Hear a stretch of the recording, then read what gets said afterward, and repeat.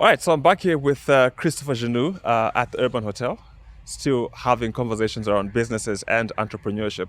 And today we want to talk about failure stories. And CJ obviously has quite some interesting failure stories. Welcome to the podcast, CJ. Thanks, Suwi. It's good to have you. You're going right for the throat, aren't you? Yeah, just right there, no beating about the bush. I want to see the blood. Yeah, and the thing is, most people don't either show you that. They put up some successful front that they did it without any challenges. Yeah. What were your failure stories? Oh my God, I seem to have a big one every few years. Mainly just because I like to start businesses, and you can kind of assume that most of your ideas are going to have some iterations, right? I mean, every success I've ever had has been preceded by lots of like bruises and scars and stuff. And the only thing that differentiates somebody who's successful from somebody who's a failure is most likely the number of times that they've tried, right?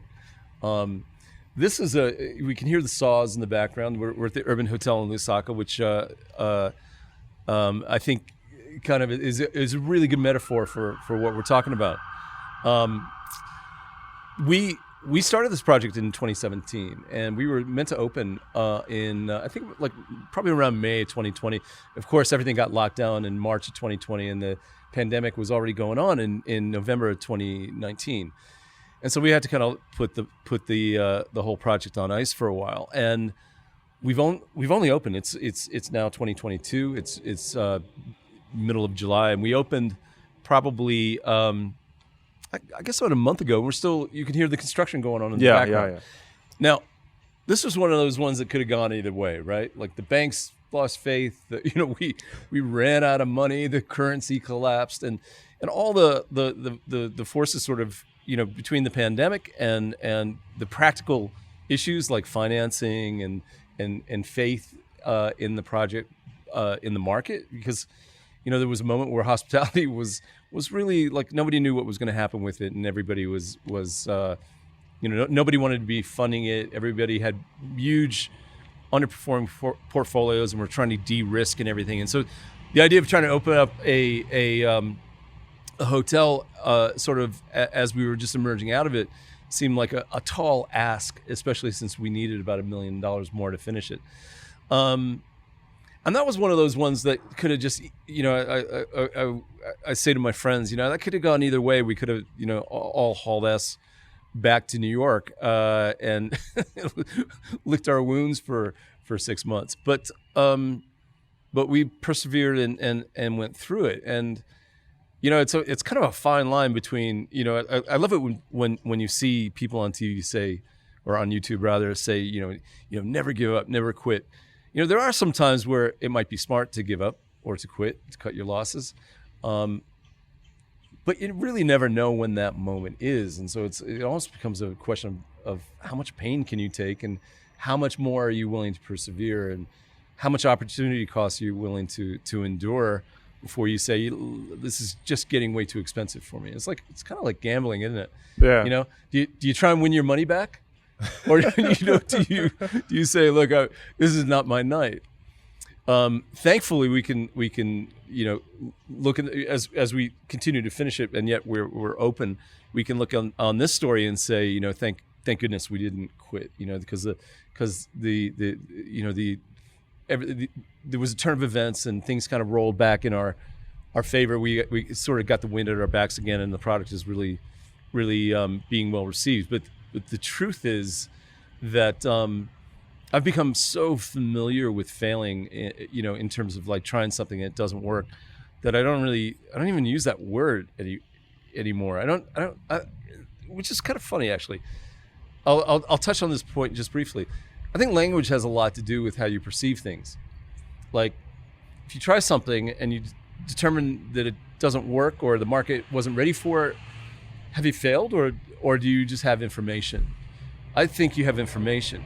Maybe you were early, maybe the product wasn't right, maybe the timing could have been better, or maybe you didn't have all the key ingredients or the right team or whatnot.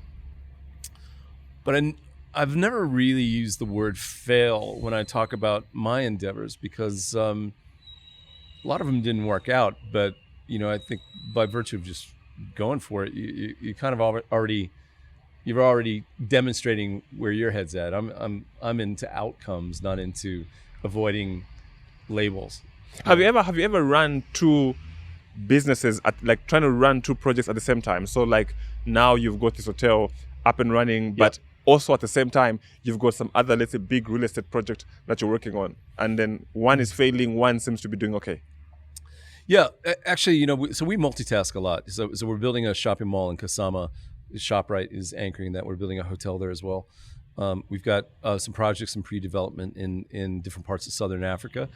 I'm opening a new restaurant project, just kind of a fun project down in New Kasama. It's a Mexican restaurant called Kali Roadhouse, and then I've got like some educational investments and things I do on the side.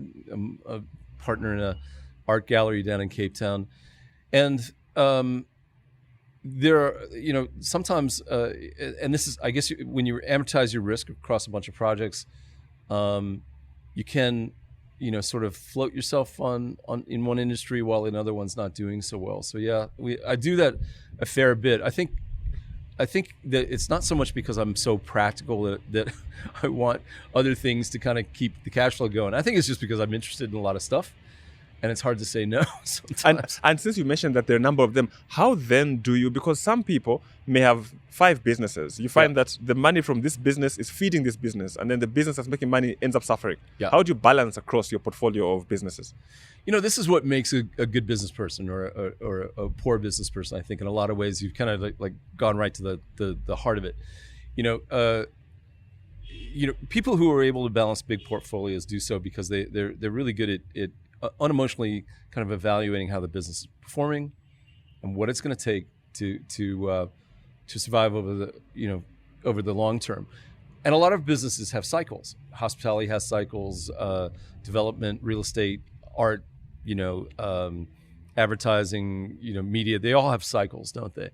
And so you have to kind of understand whether you're in a cyclical period where maybe one business is kind of underperforming a bit, but will come out of it, or whether you've just got a bad business and it's not ever going to really come out of it. And that, being able to evaluate that and doing it unemotionally, and tuning the business, or just saying this is not working, is kind of the heart of the matter for entrepreneurs. Because for entrepreneurs, and I know this as an entrepreneur yourself, probably the most valuable asset I would say for me personally is time. Because in a world where there are so many things to do, you want to do things that are going to pay over time and sort of give you some kind of reward for the effort and the investment. And sometimes that's an emotional reward, but certainly there has to be some ROI, some return on investment. Okay, and then also you mentioned the issue of failure and just quitting some businesses. You had some level of, well, you don't want to call it failure, but you had some level of like some jerky period in constructing the hotel. Tell me about the businesses you had that just failed and just like, let me just shut it down. And they never saw the light of day. Oh gosh. So most of them have seen the light of day, but maybe they didn't see the light of a month.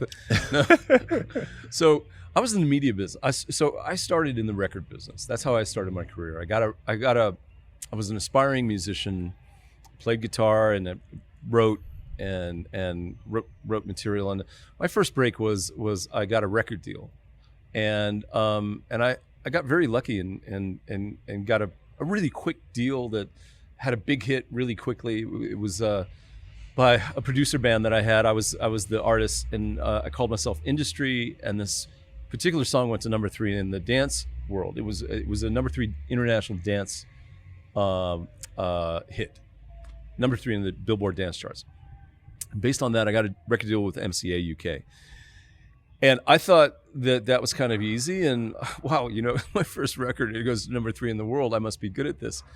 but I never really recreated that. It was almost like a fluke and a moment in time. And I realized pretty quickly that being an artist was a lot harder than I thought it was. And we did a series of records, but in the record business, you have to keep the hits coming, or people lose interest. And I matriculated over to producing records. So I still wrote and did a lot of records, but then I realized my forte was probably working with other artists who were more well known. So I did remixes and work with people like D'Angelo and Madonna, American Garage, Fergie from Black Eyed Peas, Ray J. Did a lot of hip hop. Also, Michael Jackson's brother. What was his name? Not Randy, the other guy. Anyway, I can't remember his name. Jermaine Jackson. And I was really good at that. I was like, I found like I could do that, and if their stars waned, I could move on to other acts, and then I started doing film and television stuff, and that was a really nice career. But what happened ultimately, and the reason I'm not in the media business anymore, was that whole industry was disrupted by technology. Because when I got in the business, we had a recording studio. That was the barrier to entry. You needed to buy $1 million of equipment. Everything was done on tape. There was no MP3s or anything like that. This is back in the early 90s. And by the time I left the business in 2008, anybody could have a studio that had a Macintosh or an Atari. Anybody, high fidelity wasn't a thing. It was more about street music and street cinema verite in terms of videos and stuff. The industry had turned upside down. I had done a lot of production work for film and television, and now there were a lot of people who did a lot of production work for film and television who would undercut me because they didn't have the overhead. And that was the first time that a business just expired in front of my eyes. And it happened with the travel business. It happened with the publishing business. It happened with the camera business. It happened with the hotel business because of Airbnb and Uber disrupted taxis and whatnot. And that was a really hard time for me because in essence, we kind of did fail. We ran out of tarmac. The business was no longer viable the way that it had been for many years for me. And so I had to reinvent myself. I guess you couldn't really call that a failure, but maybe it was a failure to anticipate what was next and to mitigate for it. And so I found myself stumbling around a bit, trying to figure out how to reposition. I've tried restaurants that hadn't worked out. Most of them worked out for a year or two, but then, again, ran out of runway or ran out of relevance. And I imagine if I really dug deep, I could name about 10 businesses that didn't quite work out quite as I wanted. But you know what? The failures kind of accentuate the peaks, don't they? Yeah. Here we are in front of the Urban Hotel. Really struggled to get some traction in Africa, where we came as newbies to try and build a business. We did JVs with governments in Tanzania. We did something with NHA here in Zambia. None of that worked out. We built a hotel up in the Copper Belt for FQM that we had an option to buy. They realized it was too successful. The cash flows were too good. They didn't want to sell it to us in the end. So that didn't work out. And on and on. So the way I look at these things is I use the analogy that it's almost like surfing, isn't it? Yeah. You have to kind of make these observations and decisions in real time. You can't really predict what, if there's going to be a seaweed or a bump or a log in front of you until you actually see it. And then you have to turn left or right. And that's my approach to entrepreneurship, man. I don't know what's going to happen in the next couple of years. I mean, imagine, if there was another pandemic, of the magnitude that we saw, but except that it was deadly. Then, I mean, it's a horrible thought, but completely possible, and then what?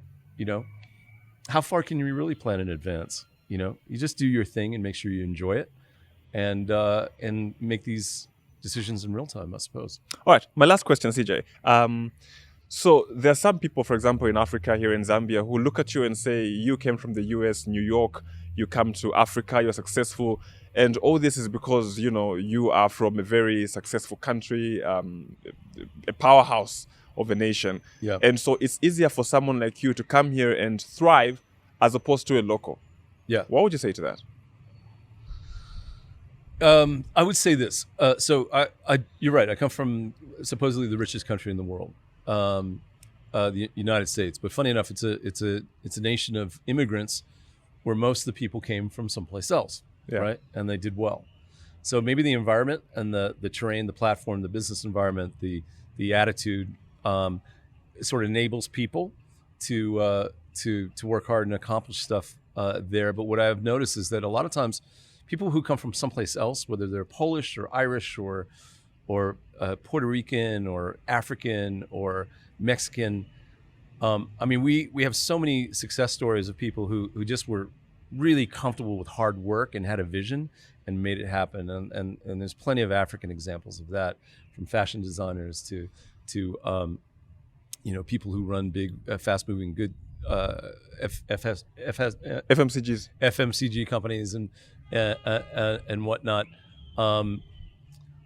And I think sometimes, especially when they're new immigrants, they come to a new environment and they see stuff that sometimes local people don't really see. Like, I come to a place like Zambia because I see so much headroom for growth. I see a lot of opportunity, and I kind of have an attitude like, why not go for it? I assume somebody like you, Suwi, who's articulate, intelligent, probably has advantages over me, because you know the local context. You know that no may not mean no, or that left may not mean left. It might mean right. You know what I mean? You have a local appreciation that it would take me years to fully understand. But maybe the context in which you came up was, well, don't think like that. Just don't think that big. You'll just be disappointed. So sometimes an outsider can really stir things up, and I do think that's an advantage. And maybe there is some advantage to having seen it before in the United States, where I've seen what people can do, and I've seen it, here in Africa as well. And so I just that's what I'm going for. I'm gonna grab that brass ring. So that may be an attitudinal advantage, and maybe there's some networking advantages because of the rooms I've been in. But I mean, there's so many examples of smart guys and gals like you who just didn't put any friction in front of them, and didn't they had the, sort of the mental discipline and the mental and the mindset to not put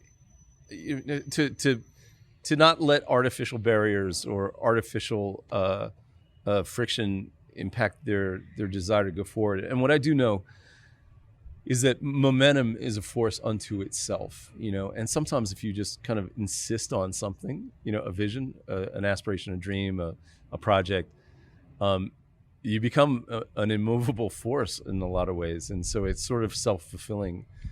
I really do think that success, however you define it, is probably 80% attitude, if not 90, honestly. No, thank you so much, CJ, for the conversation. We're here to have another one. And I'd like also the number of issues, to be honest, that I'd like us to talk about. I know you're in real estate. I think next time I'd like us to talk about real estate in terms of building houses, for example, because now real estate is a business for many people in terms of building houses for rent and whatnot. But then others think, I'll rather a business and build a house because the returns are easier and whatnot. But that's a conversation for another day, and obviously you can guide us from your experience. Yeah. All right, Suwi, thank you so much, man. Thanks for choosing the deck. It's a beautiful day. Hope the trucks weren't too loud. Yeah, no, we'll try and see what we can do. But yeah, we're just with a very busy four-way here. So those are the sounds that you're hearing. That's if we won't delete them, in the post-production. But thank you so much for being a part of this conversation. All right.